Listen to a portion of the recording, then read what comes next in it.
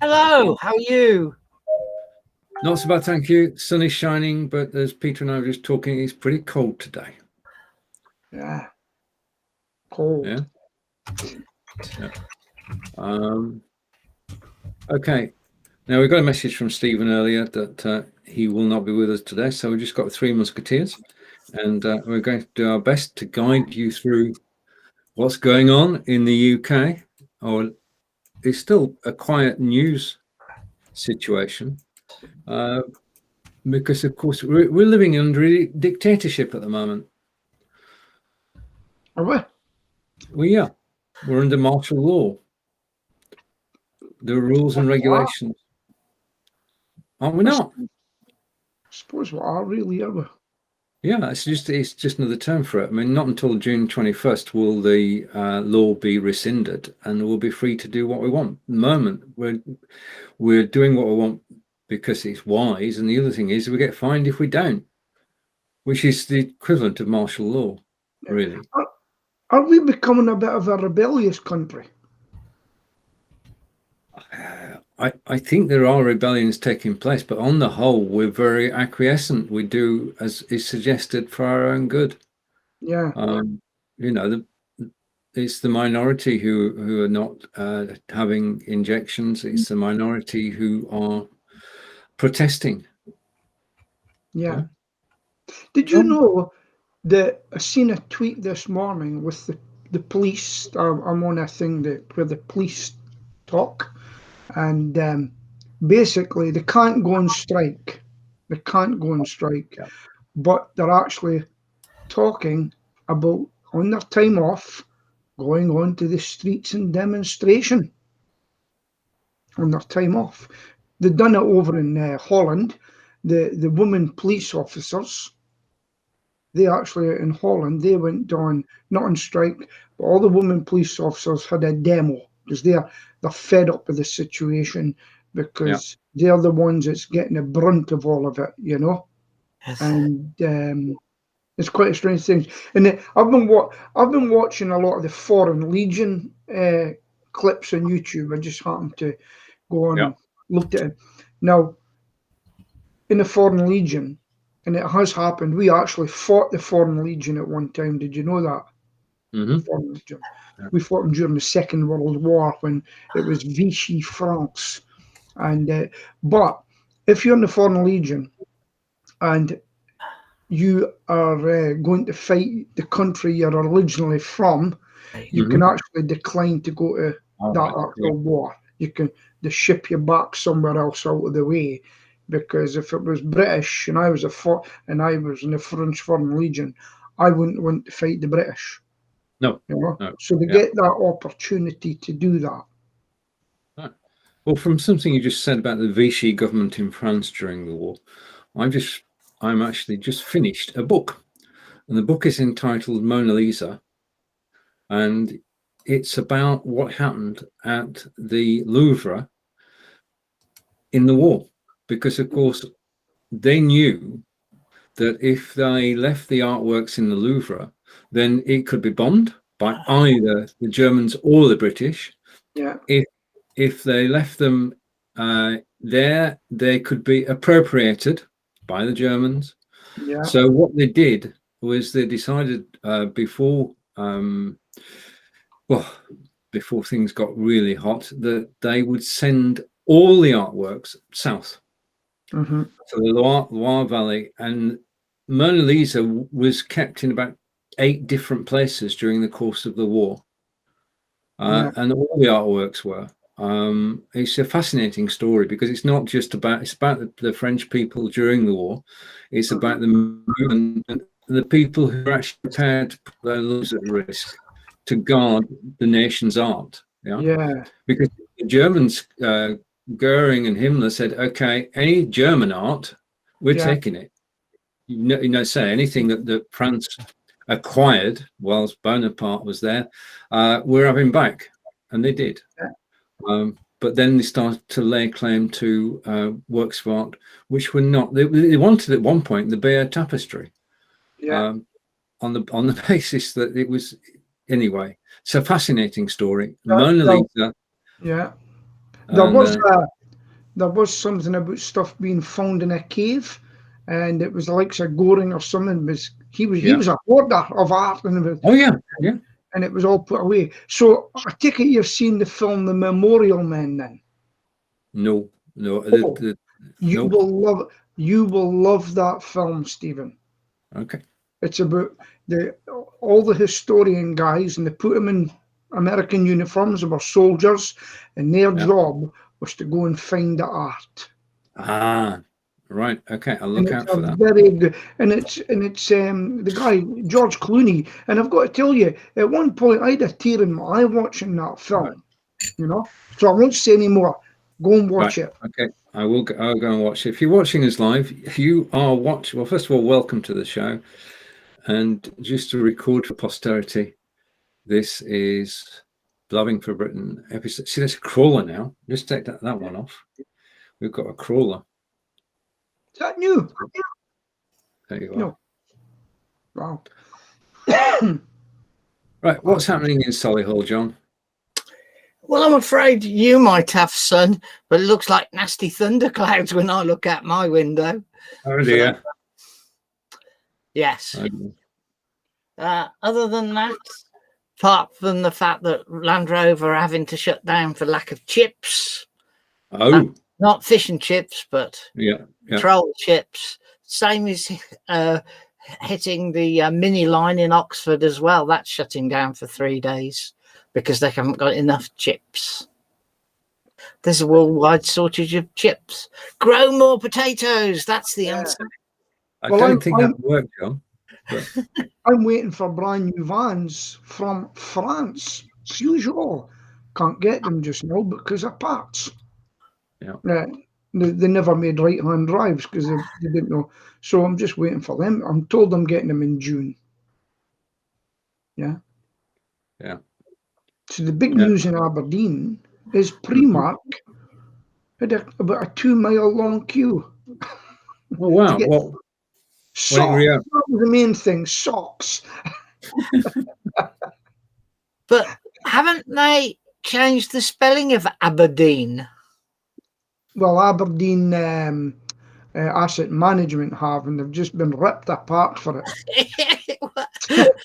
I mean, if you've got half a brain, you can work out that it means Aberdeen, but it looks bloody stupid. Well, but the thing is, Aberdeen is an abbreviation, is ABDN. Yeah. You know? Right. But they put an R in it, haven't they? Aye. So we actually pronounce it Aberdeen. Did you know that? We are No. I'm from Aberdeen. That's a local way of saying it. Far you fae. Where are you from? Far you fae. Where are you fae? Aberdeen. Okay. Seeing you doing well on pronunciation, Peter. There are calls for Snowdon to be known only by the Welsh name. You would differ? I don't know. Would differ. This is the national park around Snowdonia, and the local councils are campaigning for its Welsh name to be used instead of. Yeah, well. Do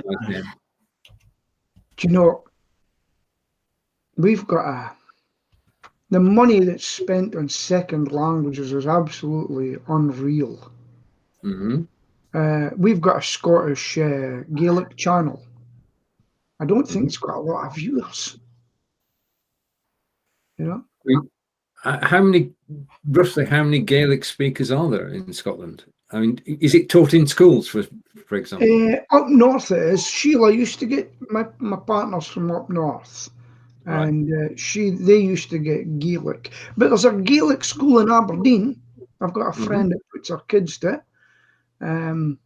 So there is a Gaelic school in Aberdeen. There's a smattering of them, you know. And you know, some of the islands you go to, they only speak Gaelic, or they will only speak in Gaelic. Yep. Apparently, means grave and not snowed on. All right. Right. Okay. And what that's basically means grave. Does it? So, that's what John just said. Mountain? It's maybe a grave place to go to. Could be. Could be.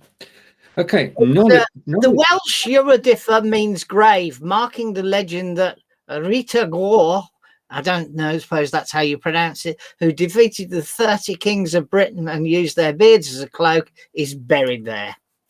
Ah, right. So it's a national monument. Yeah, and Snowdon is Saxon for Snow Hill. We have one of them in Birmingham. Big station called Snow Hill in Birmingham. Yeah, you've got a station as well. Station. It's horrible. It's absolutely horrible. It was once one of the most glorious looking things around, but today it's just a concrete monstrosity. Yeah. Well, it's 2 platforms. I know it's 4. 2.5. It's 4 platforms. Right. And it was 5 because there was a bay for the trams, but the trams have been moved out of the station and run round the station now because they go further down through the city than they used to. Did you know that Snow Hill used to be the terminus for the trams from Wolverhampton, but now they go round and into the city and down Corporation Street? There's talk of Aberdeen getting trams back. I tell you what, they work really well in Birmingham to Wolverhampton. Right, okay. We have at least a crash a quarter where the roads and the tram lines cross each other. Yes.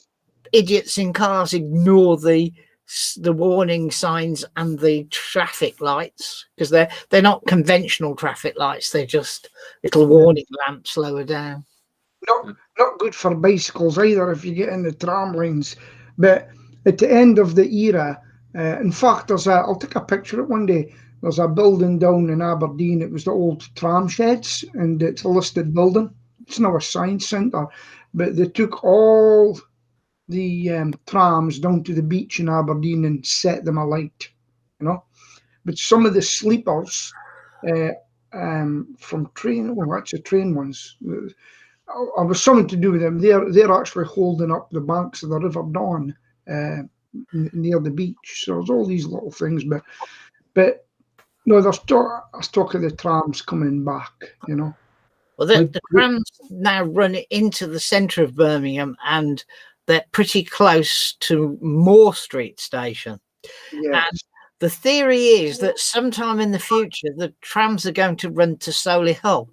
Now, behind my house, a few hundred yards away, there's a raised railway line, which used to be 4 tracks, but now is only 2.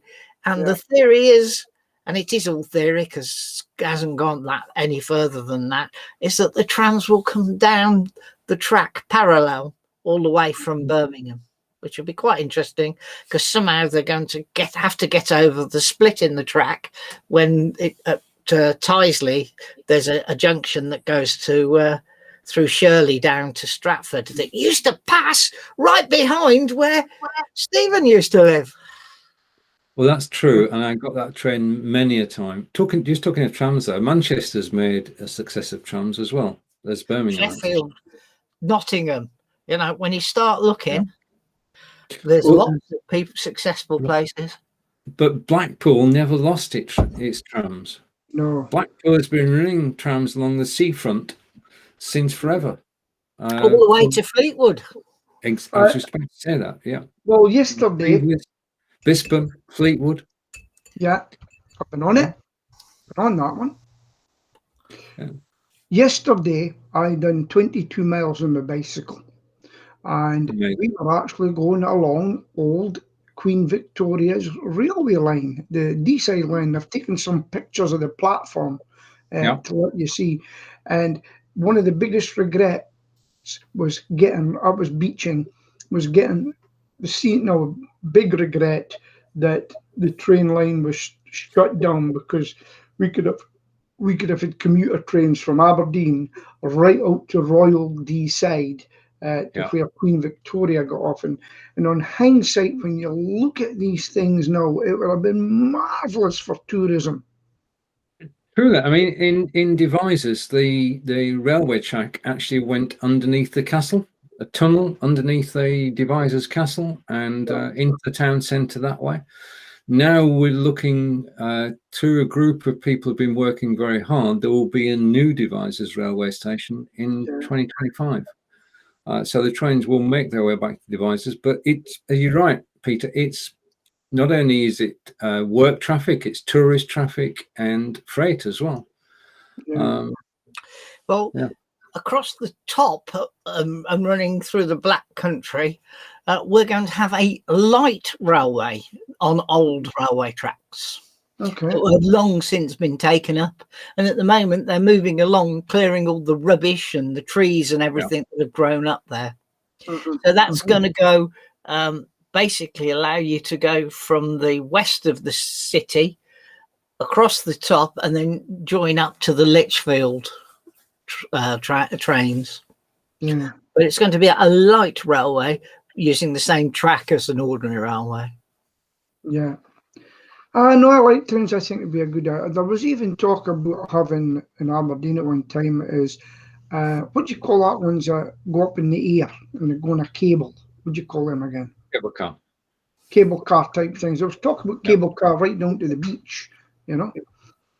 So, these things are. I mean, it'd be good to put them in because it would give jobs and things like that. You know, some infrastructure.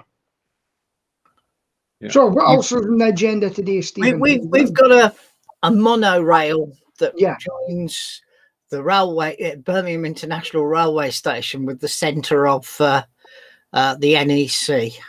Yeah. That's quite interesting. It's called a monorail, but it's not a monorail because it's got two sets of tracks. I came off at a railway. Well, just one last thing on this. I came off at Heathrow. I think it's Heathrow, and you actually jump into a capsule, and it actually takes you from the airport to your car park. Have you seen that? You sit like it's like a Jetsons. Remember that? Meet George Jetson. Yeah. Remember that? Seems similar, I think. Yeah. This one's a shopping centre in the Midlands. Yeah. It's got its own. Joins two parts of the shopping. Oh, that's gone, I'm afraid, Stephen. Oh, that was gone. Merry Hill. That was right. You're right. Yeah, it's gone. It's gone. It's not been there for 10 years, Steve. All right. Neither have I, John. Neither have I. Just shows. Yeah, Merry Hill has changed dramatically because a lot of the big stores have pulled out. Oh. It used to be the place to go. Yeah. You know, we've got 20 stores in one of our shopping centres. Yeah. 20 stores are not reopened. Yeah, it doesn't surprise me. Yeah. I'm expecting John Lewis in Solihull to go at any time. Yeah, we've lost Aberdeen. No, was that? I've got Echo. Sorry? Big Echo. Yeah. Big echo from you. Well, I don't think it's any of us. I think under normal circumstances it would be okay. Okay. Facebook is having fun at the moment, and I'm just glad that we're still actually broadcasting because yesterday they were just stopping broadcasts mid-flow. Wow. Yeah. All right. Did you actually play music, Stephen? No. Basically, it wasn't just me. There were quite a few people. The broadcast just finished prematurely. I mean, Nick Nimmin, who's world famous, of course, a world famous Australian, he started his show at 2:00 yesterday afternoon, got kicked off at 7 minutes past, started his show 8 minutes past 2, got kicked off at 17 minutes past, and then said, let's try again tomorrow. It was that bad. But why? Technical problems at Facebook. Ah, right, okay, right. So it wasn't because of music. See, when I sing a cappella, is that okay? Or is it the actual music that's the problem? That's fine. You're live. They don't mind live. Right. Yeah. Oh, well, more singing then. We could. Yeah. I mean, John doesn't want to be there. I don't want. I notice I'm only teasing him. You just see his name popping up yesterday. You watch for him popping up with his comments. Doesn't come in, but just sits there like a sniper waiting for you. Yesterday, I tried to watch your 7-way show on my mobile while at the allotments. Right. It was hopeless. You mean this show, John? Yes. Yeah, it was hopeless. And I was on 5G as well. It just kept going, little whirl, little whirl. And in the end, I'm afraid I gave up. Yeah. And that's an 8-way, but it was only 7-way when I tried to watch it. Yeah, it's going to be 9-way next week. Karen Glasser is joining us. She got another name. Nope. Where's she from? She lives on the west coast of America, not Britain. And she and I have known each other for the last 5 years through live broadcasting and done broadcasts together. And we were both in the top 10. When it was done, we were both in the top 10 broadcasters when it was a thing back in 2017-18. So there you have it. European broadcasting. You were Correct. Correct. I still hold the title because they stopped running the contest. And I just say to you guys, if you put into Freeview, channel 236, you'll tell me what you see. Okay, we'll try that. 236. Tell me what you see. Oh, can Don't you do have it? preview, so I can't put 236 in anyway. Yeah. Do you have a little TV there with you, Stephen? No. Oh, no, No, I've just got internet, that's all. Okay. Yeah, you'll see something that you'll like up there. Right, okay. I'll take a look. And whilst we're showing pictures and John surfing, oh God, it's his old beloved GB News. Yeah. Right. Okay. Andrew Neil put a tweet, tells GB News I was going to put in. Tell me when you've actually run for 6 months in one day, please. Right.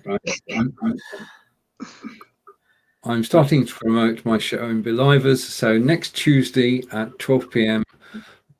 Eastern, 5 p.m. in the UK is how to handle a multiple guest stream and don't go nuts. Now, I don't make these titles up, but I can go with the gist of the title. And not go nuts, shouldn't it? Remember, it's bloody Americanisms again. No, this is actually written in the Ukraine. All right, okay. It's Ukrainian English. So is that that's a Be.Live type of thing? It's made up. It's an official Be.Live broadcast in the Be.Livers group. Yeah. And I'm looking forward to it. I just need to decide what to talk about. If you want to hop up during that time, at any time, just to give the gist of what happens when an unexpected guest arrives. The link's the same as today. Yeah. May the 4th be with you. Oh no, okay. You do know sometimes I'm listening to you, Stephen, but I don't comment, do you? I can sense it. I do a lot of that as well. Yeah. Yeah. Just have it running in the background. Listen. And then when somebody says something, I have to then dive in and comment. Yeah. Oh. So that's Tuesday. What are we talking about next, Stephen? Okay, it had to come up sooner or later.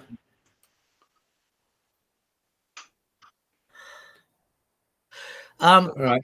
I have to say, don't Labour have something better and more important to talk about? Yeah. How's my view on it? Yeah. If this was in America, right, and Joe Biden, Donald Trump, whatever it is, it's the president of the country, it's the PM of the country. Let them have the luxury that they're entitled to, you know. If they're bringing guests around and stuff like that. If somebody's donated it, so what? As long as they declare it, that's the problem. It's not declared anything so far. Right. John. Excuse me. Decorating? What the? You know, come on, man. This isn't hardly going to bring the country down, is it? We're talking about £800 rolls of wallpaper. It's the Prime Minister.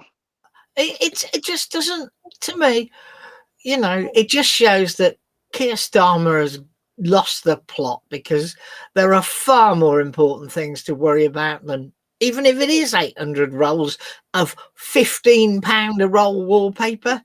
Yeah. So what? Has anybody heard of Baroness Scotland? I mean, Vaguely, yeah. no, there seems to be more said about this than the fact that Foster's resigning as, you know, Northern Ireland leader.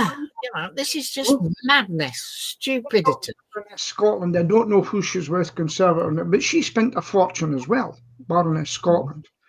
And they've all done it. If I was to dig into every Labour, Liberal, everybody, we would find something in them all, especially their expenses, whether it's Labour, Liberal, a lot of them, they all got caught out with their expenses scandal. Every one of them got caught out.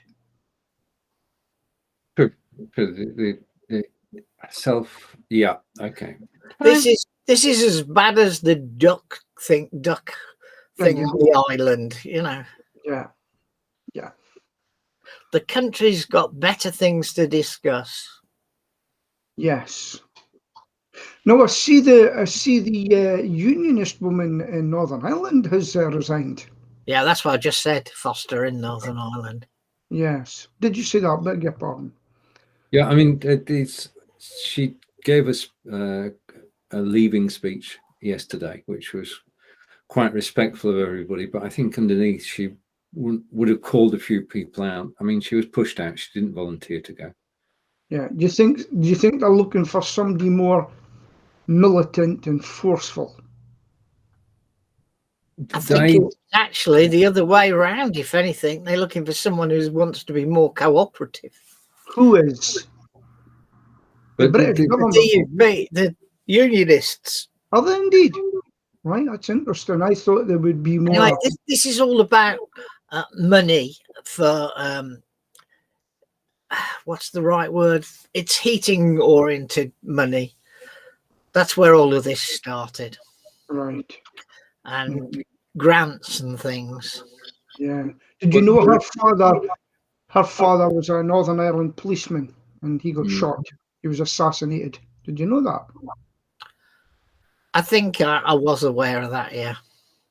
I mean, there is a referendum muted to be on its way, which will say, should Northern Ireland become part of Ireland?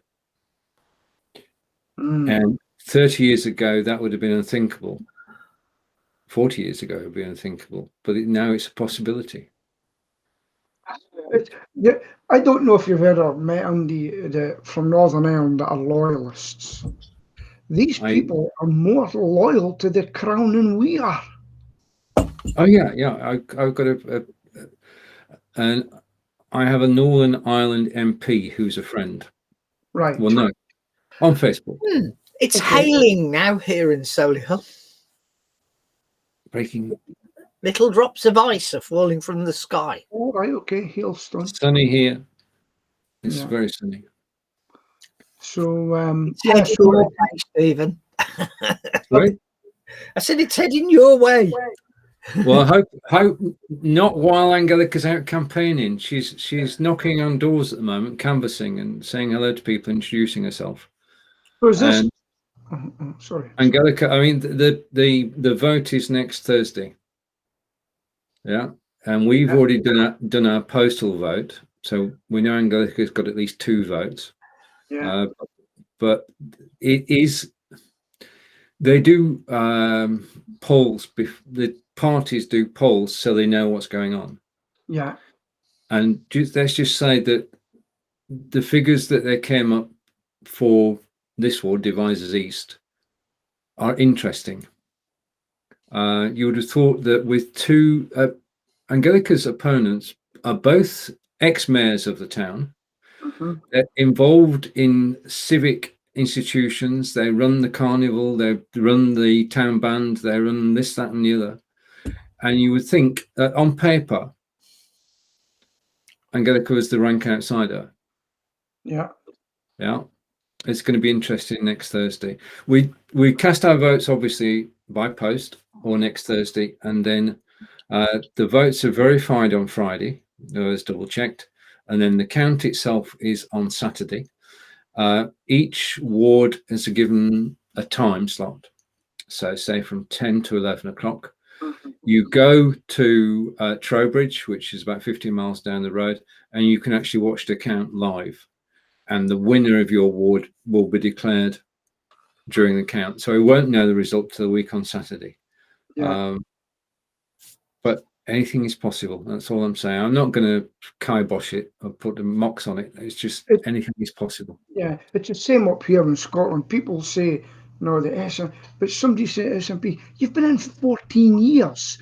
And one big mistake, she says, judge me on my education. Well, education failed miserably. Right. And all I would say to if Angelica gets in, all I would say to her is, be careful what you say, because it'll be brought back up. Now, here's another thing I've just seen today, talking about careful what you say. You know that Piers Morgan, when he was kind of cast out of GMTV, well, their ratings have dropped dramatically. I have never watched it since, never. But Sharon Osbourne got the boot as well. And the ratings for the talk have hit rock bottom. Now, why is that? Well, perhaps everybody enjoyed watching him be controversial. Yes. I have never watched it ever, so it doesn't make any difference to me. No. I can hear a bit of an echo. Yeah. Now, that's why I'm watching GB News. Everybody's got it down as right-wing. It isn't, because he's employed some people that aren't right-wing. And I'm going to be interested to see how many viewers, I'm going to watch the viewing figures of how many people go to GB News and watch the other channels and see how they drop. It'll be very, very interesting. And it'll give you a gauge of the way the country is, you know. And I hope they have panelists that are both left, right, and centre on, and everybody gives a fair crack.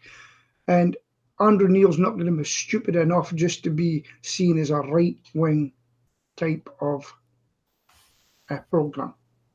I can tell you that right now. Thoughts? Okay. I will not be watching it, okay? But then I don't watch ITV News or BBC News either, unless I happen to be in the kitchen when it comes on. So, yeah, I actually listen to the radio now. Now, talking about television, yes, I watch my television on iPlayer or catch up when I'm bored. And I'm currently enjoying watching Rick Steen's Cornwall series, which was broadcasted in January and February. It's not about cooking, although he does one single recipe. It's all about what you can get, what there is to see, and the beauty of Cornwall. And it is a wonderful program. And you don't hear me say that very often at all. We don't. That's she dead? Sorry? Is he still alive? Of course he is. How old do you think he is? Wait a minute. What's the other one that died? Another famous chef in that area. Keith Floyd? Is that him? I don't know. Well, he's been dead 15 years at least, I would think. Did you know he was a tank soldier? Who, Keith Floyd? Yeah, Royal Tank Regiment he was in. Notice little things like that. So, yeah. Interesting. The other famous chef that died not long ago was the one from St Andrews at the golf course, at that big hotel at the golf course. I can't think of his name now. Not Gary Rhodes. No, Gary Rhodes died in. He also passed away last year. He died in Dubai, didn't he? All these young people dying, you know. Right. Fairley. Okay. Fairley is okay. Andrew Fairley. He was the chef up your neck of the woods. I remember the name vaguely. I'm going to be a famous chef for my low-carb cooking. Go for it, Peter. Right, foreign aid. UK reduces the UN family planning pledge has been reduced from 154 million by 85%. 85% reduction. And to go along with that, UK cuts for clean water project criticised. Again, an 80% cut in funds. Now, these charities, which is what they are, rely on funds from governments and do their forward planning based on the contribution that we're going to make. And they, at the moment, are stuffed, royally stuffed in terms of family planning, in terms of water projects, because the UK government has cut back by 80 to 85%. And they're going to struggle to do what they plan to do in the next 12 months. Now, the UK government should, according to the international agreements, give 0.7% of GDP to the third world. In other words, we should donate 0.7%. I'm afraid while we've got food banks at home, I struggle to disagree with this situation of cutting foreign aid. If the money that was being cut was actually going to the places that you suggested, then I would agree with you. But I've got two problems with this. One, I do feel that we should give, simple as. And the second thing is that the reason being given for this is a crock. The reason being given for actually cutting below the 0.7 is COVID. Now, we all know that the UK economy has not shrunk to the extent they thought it would. So they're just giving excuses. May as well as the more valid excuse, in my mind, would have been Brexit. But anyway, that's basically your thought. Stas, did you hear my dogs barking? No. Because they're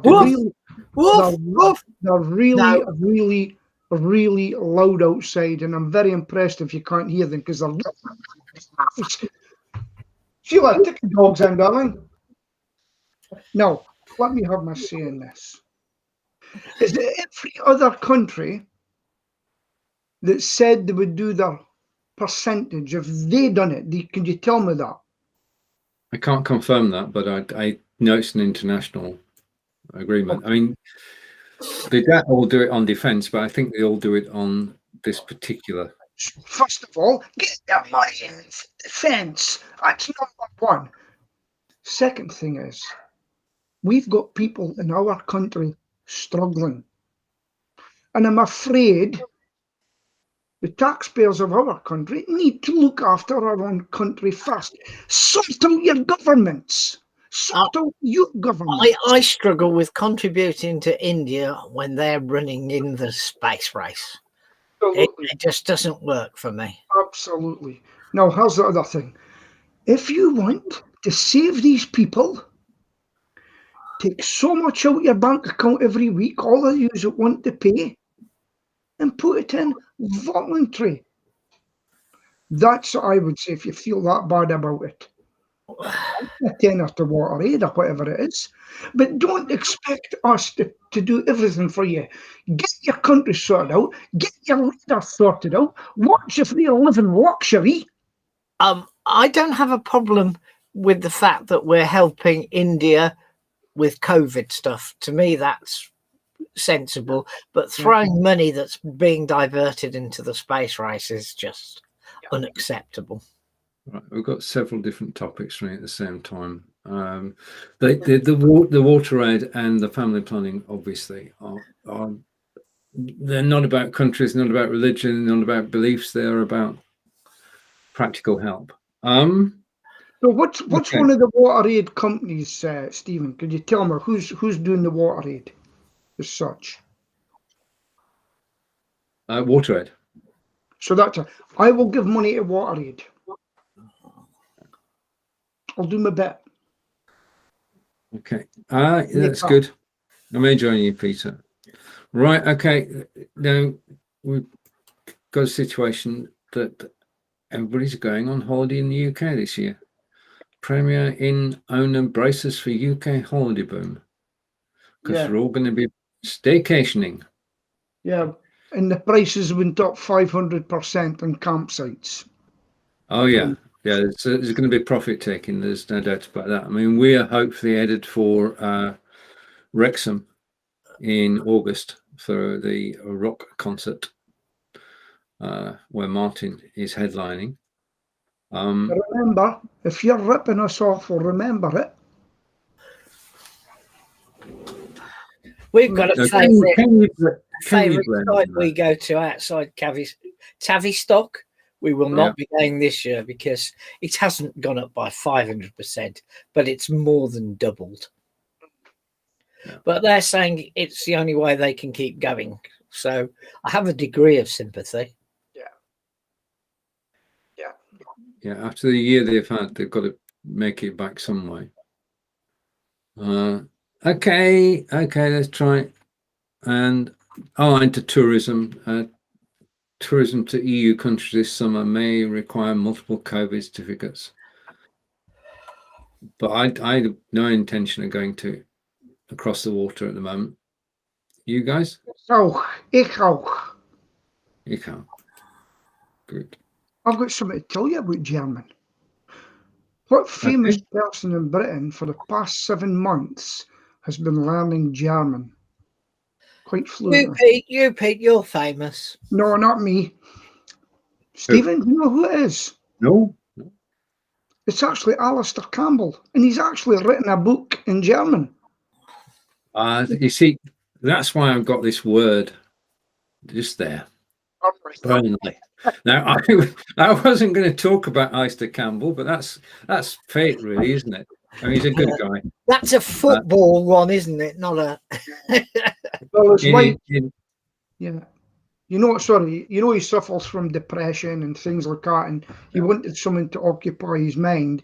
So I think it's £700. So his wife looked up a university in Germany, and he's went on that. I think it's that actual course you can get, and he's went there. And credit to the guy, he's fluent in French, seemingly, but he's actually went and learned German in 7 months, which I'll give him credit. Don't like your politics, nothing like that, but I'll give you credit. More power to him. Speaking of Burnley, Burnley Football Club, the Clarets, we had a famous win over the weekend away from home, and that gave us almost enough points to stay in the Premiership next year. It is mathematically possible that we could still get relegated. It's massively unlikely. And I just want to empathise with Mr. Roger Vanstone because West Brom are going down. I've got to lose another match for it to actually happen, haven't they? But it's, I think, and of course that means that His Royal Highness will not be staying there. Well, no, it's someone moved on. His £5 million bonus that he was on to keep them up. Indeed, he weren't. Okay. Surging iPhone sales sees Apple profits double. They're just ridiculous, aren't they? They could wipe out water poverty in a single stroke with their profits. Yeah. That's true. Majority of sales are in China. Or the leveling of sales was in China. But they've got to be even more profitable because they're made in China, so they're not shipping them back to the US or shipping them to Europe. So sales in China, they must be really good for Apple. That's true. Okay, which brings us on quite neatly, if I can hide that and take that photograph down and bring this photograph up. We learned, Peter and I are going to be on Amazon TV in 2 weeks' time, along with everybody else in the photo. It was very interesting yesterday when Marco Novo told us all about broadcasting on Amazon and selling at the same time. Yeah. intriguingly, you need to be an Amazon influencer. But the only other thing you need is an iPhone, which is the link between what we just talked about. And if you've got an iPhone, then you can use the iPhone as an intermediary. You can go from your desktop to your iPhone to Amazon. Okay, but it's got to be an iPhone. Software only exists on there for some reason.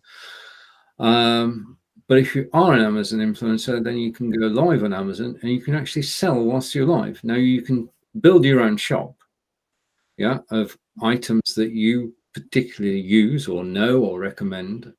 But you can actually put 40 different items in there, as Marco said. And next week, Peter and I will be suggesting a book, a film, and a video. A book, a video, and a recording that Marco can actually sell whilst he's live. And so we're looking forward to being on Amazon TV next week. It will be next Wednesday at 12 p.m. Eastern, 5 p.m. in the UK. Poor Marco. He's going to get banned next week. I hope not. I no, you wouldn't. So that's basically interesting. The only thing you need is an iPhone. Yeah, and this is a true story. Marco started this 4 weeks ago. He bought himself a renewed iPhone for £250, and he announced yesterday that already he's got his £250 back through Amazon commissions. Yeah, which I think is actually absolutely brilliant. His shows are getting 2,000 views, and the key to this is that you're live for an hour. People click the items that you're actually talking about, but for the next 24 hours, the cookie stays with them, and anything they're buying the next 24 hours, you get commission on as well, and that's where it is. Just well, yeah. So I'm looking for a second-hand iPhone. Enough said. All right, second-hand one. I'm done. Yeah. I'm actually in Waterhead just now, but they're trying to sign me up in a monthly thing. It's a one-off payment. Yeah. Right. I mean, you can get an iPhone 8 at the moment for £250, either from a refurbishment setup or direct from Amazon. Yeah. So that was his investment, £250. Back to Amazon. That's what we've always said. Standing there selling something, but you don't get all that much commission from them, do you?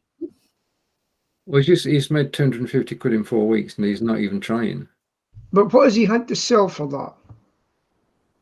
He's basically most of his income is coming from the fact people are looking at what he's trying to sell, and then the cookie stays there for the next 24 hours.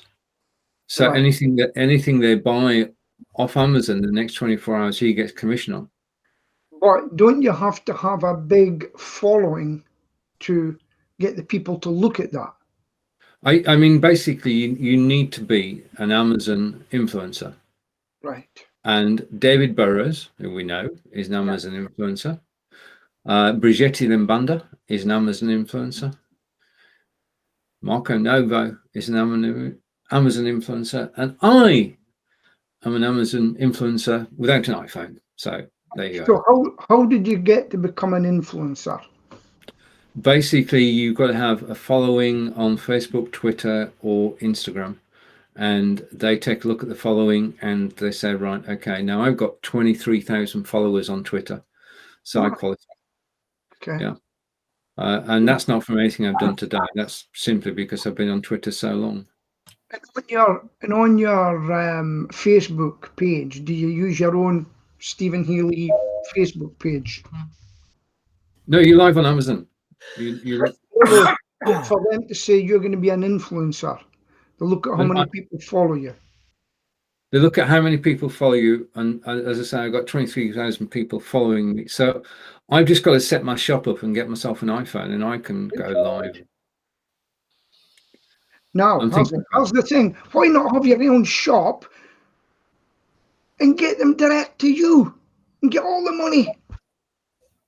if you're selling your own items in your own shop on Amazon, then that's it. That's They it. just take a cut. Yeah, but you see, the money comes not from what you do during your live show. It comes from what people do afterwards. And Marco's getting 2,000 and 3,000 views. Yeah.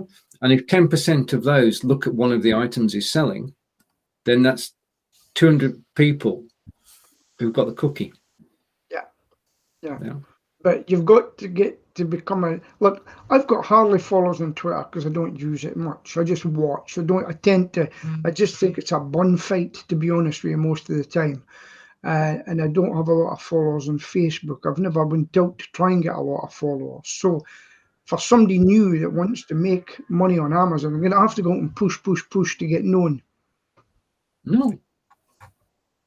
Sorry? No, Amazon do the marketing for you. They say your show is on it. No. Okay. Initially, to become an influencer, they'll say, you've only got 5 followers on your bike. You've got to build up your following. It was easy back in the day, back 2009, 2010, to get a following on Twitter. It is more difficult now. I've got just under 3,400 on Twitter and just under 2,600 on Facebook, but I just refuse everybody's request to be a friend or etc. Contact. I mean, the thing to do, Peter, is if you are interested, is just go to amazon.com. It's not .uk, and just check out the influencer program and apply, and they'll tell you whether you can. I mean, Marco got turned down the first time, but he was persistent and got in the second time. Okay. No, I'll wait until 11 o'clock. Okay. Right. Okay. The government has rejected the call to extend the postmaster probe. Now, this has got to be one of the saddest tales around, because these postmasters were chased and convicted of fraud because of a computer software program called Dominion, and Dominion had glitches, and they actually spent time in jail because of a software error, which is suicides. Yeah. It's the saddest of stories. You know something, I was listening at the radio this morning and I was absolutely spitting feathers about a woman's story. And when she went there, they said to her, you are the only one that this has happened to. And I'm sorry. And you know what the local villagers done? They raised money because it ended up £36,000 that they were claiming from her. And they says, if you admit this, we won't charge you with theft. They should hang their heads in shame. They knew that there was a problem with Horizon, and so did the developers. These people should be jailed. They should get jail time. They shouldn't have come out their door again and look at people in the face. Because if it was me, I'd be round to your door and pointing every day again, liar. It's my view. This is about corporate responsibility. As you say, they knew they should stand up and say, okay, not just an apology. We should know more about exactly. Do you know what happened, John?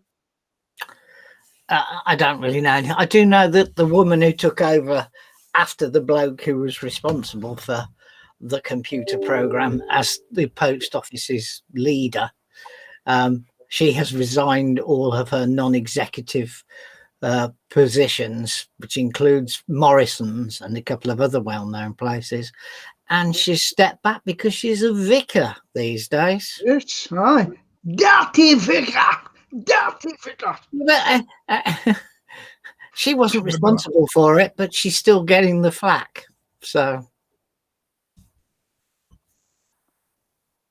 captain of the ship. Yeah, but the ship was on the return journey when she was captain. Yeah, but she's still done the honourable thing. Okay. I've got £400,000 payoff. No, okay, well, I accept that, but people within that post office knew Yeah, I think there's absolutely. absolutely no doubt about that, and the judges also said that, hasn't he? The lead judge. So what's happening to them? Do you know, the people that pointed the finger like witches in a village? Yeah, they done it. Let's duke them. Let's put them in the water. Who knows? That makes me furious. That. Well, we'll never know, because the government's turned down a further inquiry into the situation. Shame Again, on you. it's shutting the door after the horse has bolted, isn't it? Really, what will spending 10 million on a inquiry actually gain? Better be spending the 10 million on the people who were hurt. Yeah, but I would like to stand up and say, if it was me, I'd go, I'm innocent. I am innocent. They've been declared innocent. Yeah, been declared innocent. Yeah, they had earlier this week, or last week, in actual fact, they were. Well, not every one of them. 2 of them were denied the declaration of innocence, and they Really? were deemed guilty. Yeah. And is it true they're guilty then? Well, if the judges have decided that they were guilty, where do you go from there? It's not overturned. Right, okay. Electric vehicles on the world's roads are expected to increase to 145 million by 2030. We're doing something about electric vehicles on our motorways, aren't we? Driverless cars or something? It's quite interesting that, well, that's I mean, all those Teslas out there have got autonomous mode, and they're not allowed to use it in the UK, but they're going to allow them to use it in the UK. But what are we going to do with all the batteries, and how are we going to generate all the electricity that's going to be required? What about all those really big kids making the batteries? You see, lithium ion, which is what the technology used here, is not recyclable like traditional batteries. Right.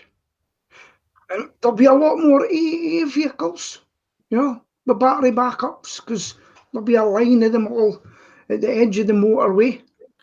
And let's hope it's not smart motorways, with the amount of people have been killed in them.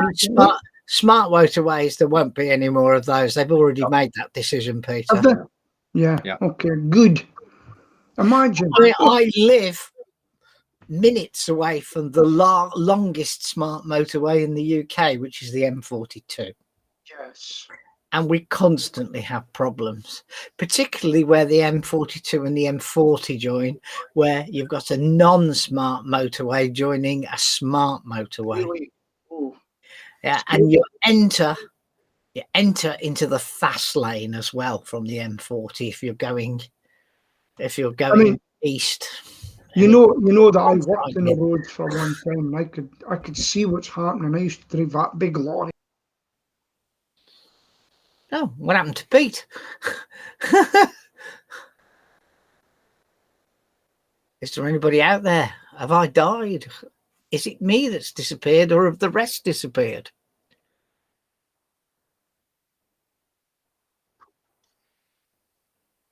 Hello?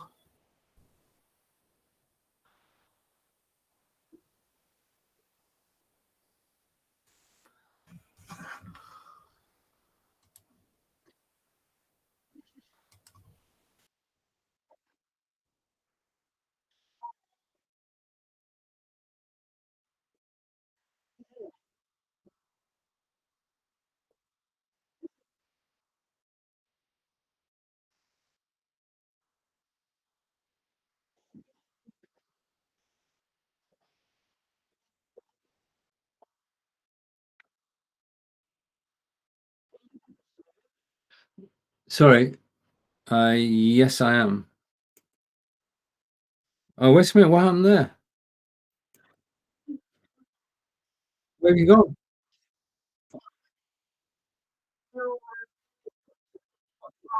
We had a technical problem there. Yeah. Okay. Everybody's having technical problems. Tell me about it. Tell me about it. Right, John, it's over to you, most certainly. Gosh, God, it's that time already. Oh, Well, this episode flew completely, didn't it, folks? Yeah. And now it is raining, having had the hail. So look out, Stephen. It's definitely heading your way. And so it's goodbye from the loud man in Scotland, the smiley man in Wiltshire, and from me in the veg patch in the West Midlands. See you all same time, same place next week.